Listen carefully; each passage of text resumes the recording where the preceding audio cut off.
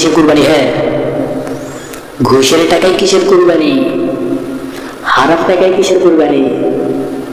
হ্যাঁ, নিয়ত ইখলাস ঠিক করো। আমার কাছে যদি থাকতাম কানের নিচে দিয়ে কানের পর্দা ফাটাই ফেলতাম। এটাই কুরবানি? কানের নিচে দিব নাকি কোরবানি দেব? আমাদের আসতেছে কোরবানি। কোরবানির যে গরু জবাই করা হবে, ছাগল অনেকে জবাই করে, গরু জবাই করে। তো আমরা যারা কুরবানি দিব দেই যারা, তো কুরবানি দেওয়ার যে শর্ত সমূহ, এই শর্ত সমূহ 8টি আপনাদের সামনে শেয়ার করব ইনশাআল্লাহ। সকলে আমরা এই 7টি কুরবানির যে শর্ত সমূহ রয়েছে আমরা সবাই ফলো করব ইনশাআল্লাহ। কথা বুঝতে পারছেন? তো কুরবানি দেওয়ার পরে আগে ব্যাখ্যাটা দেই, আগে একটু উদাহরণটা দেই, এরপরে আমি 8টা পয়েন্ট বলবো। আমরা যারা অনেকেই কুরবানিটা দেই, তো কুরবানিটা দিই, অনেকে আছে এমন যে গোস্ত খাওয়ার লোভে, অনেকে আছে এমন আত্মীয় স্বজন আসবে, পাড়া প্রতিবেশী আছে, তাদেরকে খাওয়াবো, এটার জন্য আমরা কোরবানি দেই। এই কোরবানি কি কবুল হবে? কোরবানি কবুল হওয়ার শর্ত হচ্ছে এই যে কোরবানিটা দিচ্ছেন আল্লাহর, এই যে কোরবানিটা দিচ্ছেন আল্লাহর নাম নিয়ে জবাই করতেছেন, এই যে কোরবানিটা দিলেন আল্লাহ রাব্বুল আলামিনের কাছে রক্ত, মাংস, গোস্ত কিছু দরকার নাই, চাই না, শুধু চাই বান্দার তাকওয়া। তো মূলত আমাদের বিষয়টা হচ্ছে এটা যে আমরা কোরবানি দিলাম, গোস্ত খাইলাম, ফ্রিজে বুকিং করলাম, এমন আশা নিয়ে আছে যে ফ্রিজে বুকিং করে রাখবো, সারা বছর খাবো। অন্তরে এমন চিন্তা আছে না নাই? অবশ্যই আছে। ধরেন 7 ভাগে কোরবানি দিচ্ছে, 7 জনের 7টা মত থাকতে পারে। একজনের মত আছে এমন যে আমার আত্মীয় স্বজন আসবে, আমার পাড়া প্রতিবেশী আসবে, এদেরকে খাওয়াবো, আর আমি তো খাবোই গোস্ত, মাংস। এমন চিন্তা চেতনা তার মনের ভিতর। ধরেন 7 জন কোরবানি ভাগ দিচ্ছে, 7 ভাগে। তো এক একজনের এক এক মত, এক এক চিন্তা চেতনা। একজন চিন্তা করছে যে আমি যে কোরবানি দিতেছি, এই কোরবানির মাংসটা খাওয়ার জন্য আমি কোরবানি দিতেছি, এই কোরবানি কিন্তু হবে না।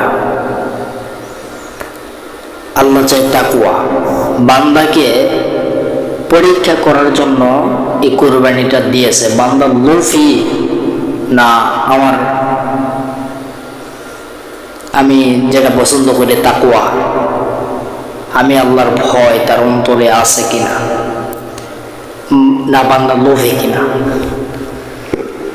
তো আল্লাহ এই ব্যক্তিদেরকে পছন্দ করেন না যেই ব্যক্তিগুলি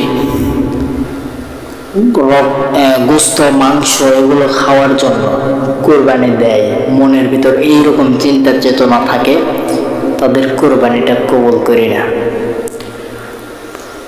তো মূলত আমাদের বিষয়টা হচ্ছে এটাই যে আমাদের কোরবানি আমরা দিতেছি আল্লাহকে রাজি খুশি করার জন্য। আর আল্লাহ রাব্বুল আলামিন চায় না যে তোমার গরু আমাক দাও, তোমার মাংস আমাক দাও, এগুলো কি চায় না, এগুলো কিচ্ছু চায় না, শুধু চাই বান্দার তাকওয়া। রক্ত, মাংস, গোস্ত কিচ্ছু আল্লাহর কাছে পৌঁছায় না, শুধু বান্দার তাকওয়া পৌঁছায়। 7 ভাগে কোরবানি দিতেছে, 7 জনের 7টা মত আছে। অতএব কাজেই আমরা একাকিত্বভাবে কোরবানিটা দিব, কারণ এক একজনের এক এক মত। এই 7 ভাগে কোরবানি দিচ্ছে, 7 জনের 7টা মত, কিন্তু একজন আল্লাহকে রাজি খুশি করার জন্য দিচ্ছে। 7 জনের 7টা মত, আর একজনে আল্লাহকে রাজি খুশি করার জন্য দিচ্ছে। তো দেখেন, বিষয়টা হচ্ছে এমন, ওই কোরবানিটা কবুল হবে না। অর্থাৎ আপনাকে আমি বলতে চাই, আমি আব্দুল্লাহ অনিক মিয়াজি বলতে চাই, আপনি একাকিত্বভাবে একটা ছাগল, একটা ভেড়া, সামর্থ্য থাকলে উট, সামর্থ্য থাকলে নিজে একা গরু কোরবানি দেন, লাভ আছে। কারণ একটা গরুর উপরে 7 জনে যদি ভাগ দেন, 7টা মত চিন্তা 7 জনের থাকতে পারে। কথা বুঝতে পারছেন? 7 জনের মত তো আর এক নয়, 7 জনে এরকম পাক্কা ইমানদার তা নয়। তো 10 জনের মধ্যে, 7 জনের মধ্যে যদি 7টা মত থাকে, গোস্ত খাওয়ার লোভ, আল্লাহকে রাজি খুশি করার জন্য নয়, ওই কোরবানি হবে না। কথা বুঝতে পারছেন? এজন্য আমরা যে কোরবানিটা দিচ্ছি, কোরবানিটা আল্লাহকে রাজি খুশি করার জন্য আমরা দিতেছি। আল্লাহ চাই তাকওয়া, বান্দা তাকওয়া চাই। আমি রক্ত মাংস এগুলো চাই না। কথা বুঝতে পারছেন? এই জন্য আমরা কোরবানি যেটা দিব, এই কোরবানিটা দেওয়ার যে শর্ত সমূহ রয়েছে সেগুলো এখন বলতে শুরু করব। নাম্বার 1, যে পয়েন্টটা, মুসাফির না হওয়া, অর্থাৎ স্থায়ী বাসিন্দা। মুসাফির অবস্থায় কোরবানি দেওয়া যাবে না। স্থায়ী বাসিন্দা, আপনি স্থানীয় দেন, কিন্তু মুসাফির বলতে কি অনেক দূর থেকে আপনি আসছেন, এসে কোরবানি দিচ্ছেন। মুসাফির না হওয়া অর্থাৎ স্থায়ী বাসিন্দা হওয়া। নাম্বার 2, মুসলমান হওয়া।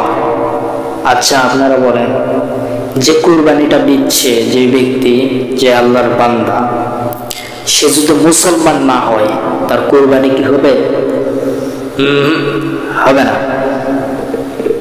এই জন্য এই শর্ত সময়ের মধ্যে আমি নাম্বার 2 যে পয়েন্টটা পেয়েছি, মুসলমান হতে হবে। তো আমরা সবাই তো মুসলমান ইনশাআল্লাহ। হ্যাঁ, আমরা মুসলমান। এরপরে নাম্বার 3, স্বাধীন হওয়া, কৃতদাস না হওয়া। স্বাধীন ভাব কিন্তু কৃতদাস না হওয়া। নাম্বার 4, মানসিকভাবে সুস্থ প্রাপ্তবয়স্ক হওয়া। নাম্বার 5, হারাম উপার্জন দ্বারা কোরবানি না করা। সুদের টাকায় কোরবানি হবে না। আমাকে একটা বেচারা জিজ্ঞেস করছিল ফোনে, হুজুর, সুদের টাকায় কি কোরবানি দিলে কোরবানি হবে?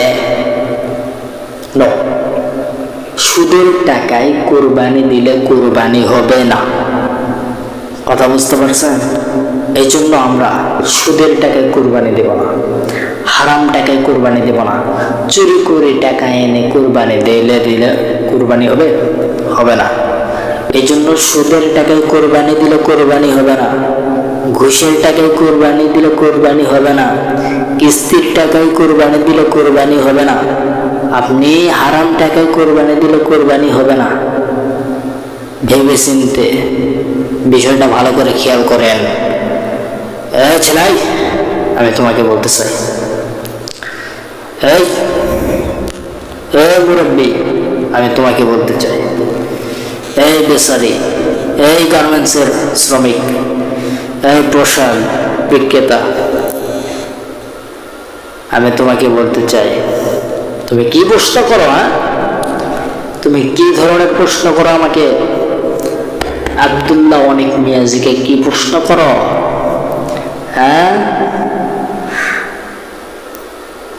সুদের টাকায় কোরবানি,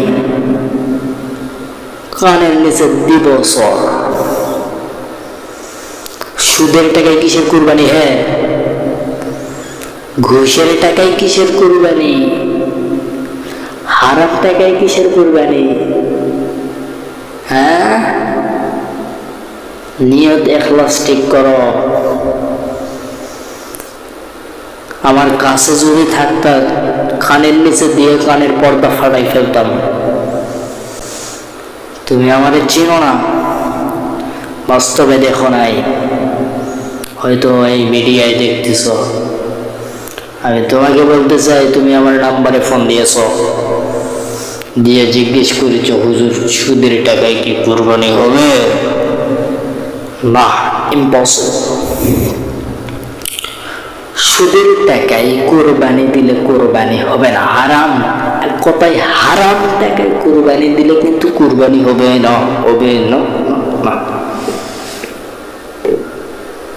নাম্বার 6, নিয়তকে ঠিক রাখতে হবে। আল্লাহ ও রাসূল সাল্লাল্লাহু আলাইহি ওয়াসাল্লামের নির্দেশ মেনে নিয়ত ঠিক রাখা। আল্লাহ ও রাসূল সাল্লাল্লাহু আলাইহি ওয়াসাল্লামের নির্দেশ মেনে নিয়ত ঠিক রাখতে হবে। নাম্বার 7, নির্দিষ্ট সময়ের মধ্যে কোরবানি করা। আমরা অনেকে আছে এরকম, ঈদের নামাজ পড়ে এসে কোরবানি করতে দেরি করে, আছে না নাই? নির্দিষ্ট একটা সময় আছে না, নির্দিষ্ট একটা সময় আছে, সেই সময় অনুযায়ী আপনি কোরবানিটা দিবেন। নাম্বার 8, কোরবানির পশুটি প্রতিমুক্ত হতে হবে। গত বছরের আমাদের কুরবানির গরু আনছে, এই ছেলে, এই মুরব্বী, এই আমি তোমাকে বলতেছি, খুব মনোযোগে খেয়াল করো, শারমিনের জামাই, এইদিকে খেয়াল করো। কুরবানির পশুটি প্রতিমুক্ত হওয়া।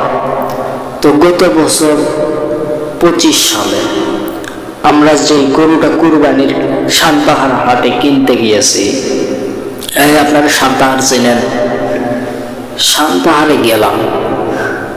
যাবার পরে গরু দেখতে গেল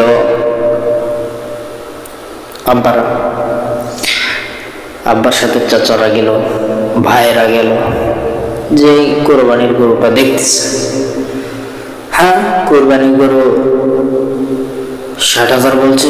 না না না, দরকার নেই, 65। পরে এরা এমন এক বুদ্ধি করেছে, 70,000 দিয়া এনে আনছে। এমন এরা এনেছে, পরের দিন সকালে দেখতে গেছি যার বাড়িতে রাখছে, যাবার পর দেখতেছি তার লুসিতে অ্যালার্জি। আমি কই, বেটা কি গরু দেখলি রে? 70,000 টাকার গরু লুসিত খাও কেন? কারবার করছে দেখেন।